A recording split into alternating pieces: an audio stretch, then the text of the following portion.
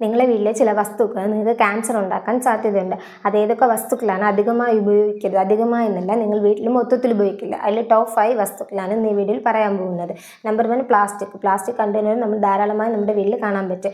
Tiffin box പോലും plastic കണ്ടെയ്നറിലാണ് വെച്ചിരിക്കുന്നത്. High brand plastic, high quality plastic എന്ന് പറഞ്ഞാലും അത് പ്ലാസ്റ്റിക് തന്നെയാണ്.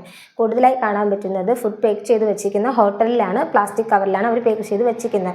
ഫ്രിഡ്ജിൽ ഉണങ്ങിയ സാധനങ്ങൾ സേവ് ചെയ്ത് വയ്ക്കാൻ നിങ്ങൾ യൂസ് ചെയ്യുന്ന പ്ലാസ്റ്റിക് ആണ്. അതിനാൽ ദയവ് ചെയ്ത് അതെല്ലാം മാറ്റിയിട്ട് ഗ്ലാസ് ബോട്ടിൽ യൂസ് ചെയ്യുക.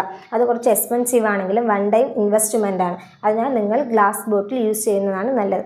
നമ്പർ 2, അലുമിനിയം പേപ്പർ നിങ്ങൾ യൂസ് ചെയ്യുന്നത് ഫുഡ് കൊണ്ടുപോകാനും അതുപോലെ തന്നെ ഫുഡ് കുക്ക് ചെയ്തിട്ട് മൂടി വയ്ക്കാനും ഗ്രിൽ ചെയ്യാനൊക്കെ യൂസ് ചെയ്യുന്നുണ്ട്.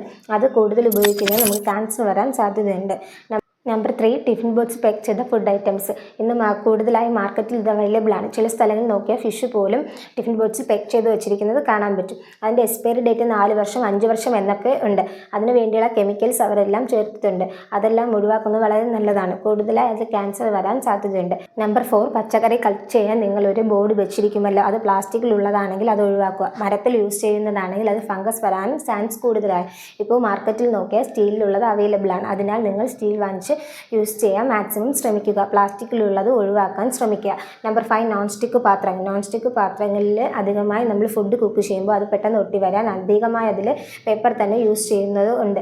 അതിൽ നമ്മൾ ഫുഡ് കുക്ക് ചെയ്യുമ്പോൾ അത് കുറേശ്ശെ നമ്മുടെ ഫുഡിൽ മാക്സിമം ആയിക്കൊണ്ടിരിക്കാൻ ചാൻസ് കൂടുതലാണ്.